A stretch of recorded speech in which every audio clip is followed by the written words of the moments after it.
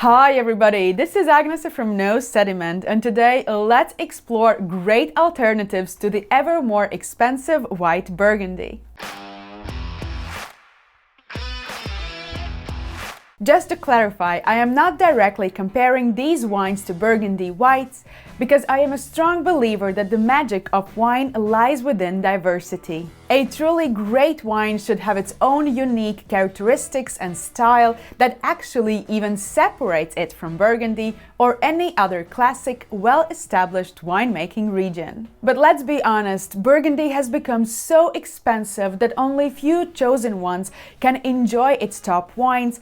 Certainly not wine geeks and students like me. And it fills my heart with sadness to think that I might go through life only reading about certain wines, never having the chance to actually taste them. I'm looking in Burgundy and I'm kind of, that is getting out of my hand with every day. And you don't mind if you can't own a Rolls Royce, but you do mind if you can't drink the occasional bottle of Domaine la Romney Conti. Exactly. And even if you have the financial means, Burgundy is a small winemaking region, so getting hold of those precious bottles might not be always possible. So we have to look for greatness elsewhere, and luckily there are incredible options at various price levels that offer a similar experience to Burgundy. And if you think that I have missed something, be sure to let me know in the comments below. Of course, when we think of white Burgundy, we immediately think of Chardonnay, and when looking for alternatives, the first thing that pops in our minds is to look for Chardonnay wines from other regions. At first glance, the task might seem quite easy, because Chardonnay is grown in almost every single winemaking region in the world, so technically we have plenty of choices. But some might argue that terroir is more influential than the grape variety itself, so stay tuned for my next podcast. Therefore, if we want to find the same emotional connection to the land as we experience it with Burgundy, the options become less straightforward. The first region that comes to my mind is Jura. Like Burgundy, Jura has a continental climate with warm summers and cold winters. The soils are also quite similar: limestone and marl in Burgundy, and marl and limestone in Jura. And perhaps due to its proximity to Burgundy, Jura has a long history of growing Chardonnay, so they most certainly know the grape and where it thrives best. Jura offers a range of terroirs to explore, dive into, get lost, and enjoy through the expression of their Chardonnay wines. This diversity is further highlighted through various winemaking techniques. For example, wines can be aged sous voile under a veil of yeast in barrels that are not topped up, or oilly, a style probably closer to what we see in Burgundy. No matter your preferred style, Jura Chardonnay wines offer lively acidity, depth of flavors from white blossom and acacia flower to ripe yellow apple, pear, and even notes of salted toasted almonds and seaweed. One last similarity to Burgundy: Jura is a small winemaking region, which means the prices of their wines are most likely to rise. Okay, in all honesty, not all Chenin Blanc wines can be great alternative to top white Burgundy. Chenin as a grape tends to produce a large crops, and if not controlled, it can easily result in plain, uninteresting and watery wines. However, with careful yield management and skilled winemaking, this grape can do miracles. Chenin Blanc retains its acidity very well, so even in relatively hot vintages it will show freshness and zest. For those who enjoy more rounded and oaky style, Chenin Blanc marries with oak gracefully. And it can also produce richer, more buttery and toasty style wines.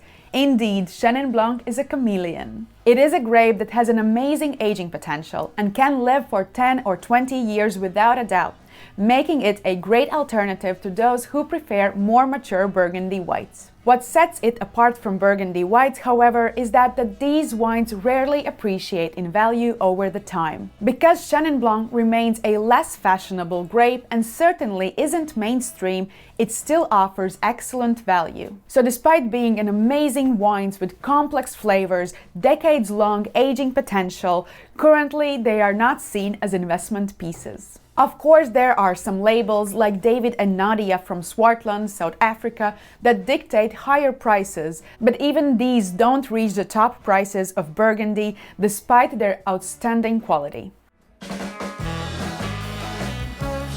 Before you all shout and throw your hands up in the air, please, the days of plain, watery Soaves as the norm are long gone. The quality that many, I might go as far as to say majority of the producers offer right now, is great. And while the quality has steadily increased over the years, fortunately to us, unfortunately for the producers investing their energy and resources into making these great wines, their prices have remained fairly stable. It is the Garganega grape that is responsible for Soaves, although other supportive grapes like well-known Chardonnay are also allowed in the blend. The Soave Classico zone, home to many of the best examples, is well known for its limestone and volcanic rock soils, which both yield different styles of Soave. The former typically produces lighter, more delicate style wines, while the latter is more responsible for power and structure in the glass. When young, the best Soaves show a lively stone fruit character intervened with floral hints. Think of cherry or peach blossom. On the palate, these wines usually present juicy acidity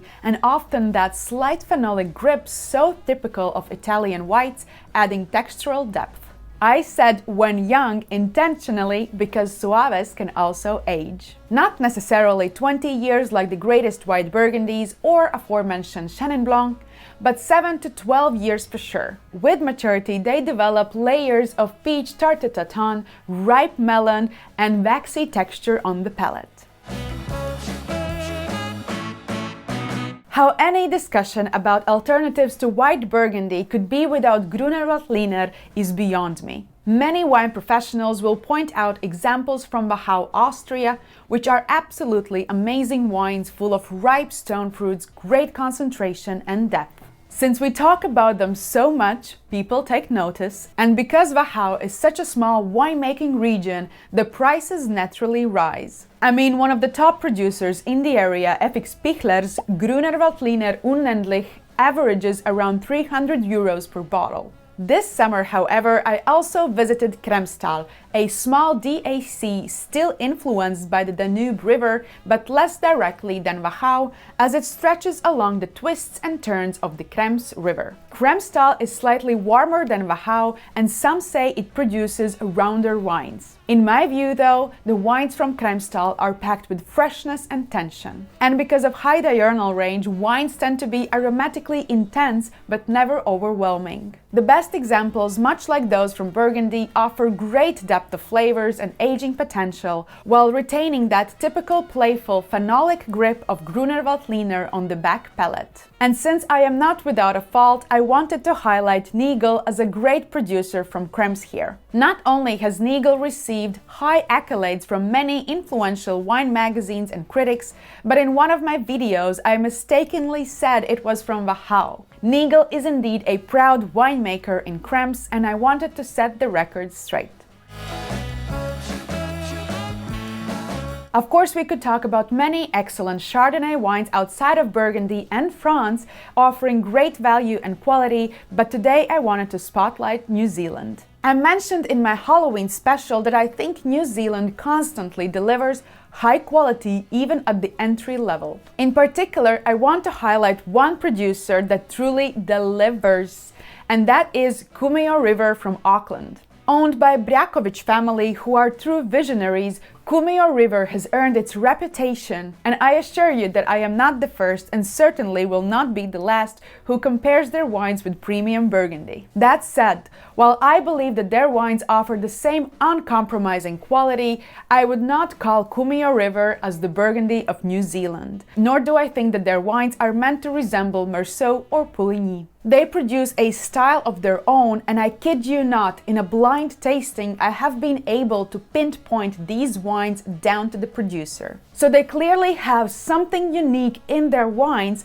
that I think would also appeal to hardcore Burgundy fans. It is the elegance and purity of fruit that permeates all their wines, making them incredibly inviting. Kumeu River Chardonnays have this tensed guitar strings energy that vibrates and sings the moment you touch it. In a way, these wines might seem shy or tight at first, but there's certain sorcery at work here, making them surprisingly generous at the same time. Of course, there are more wines that could offer great alternative to white Burgundy, but let's be honest, Burgundy is not all expensive and there are certain value to be found still. So make sure to watch this video next.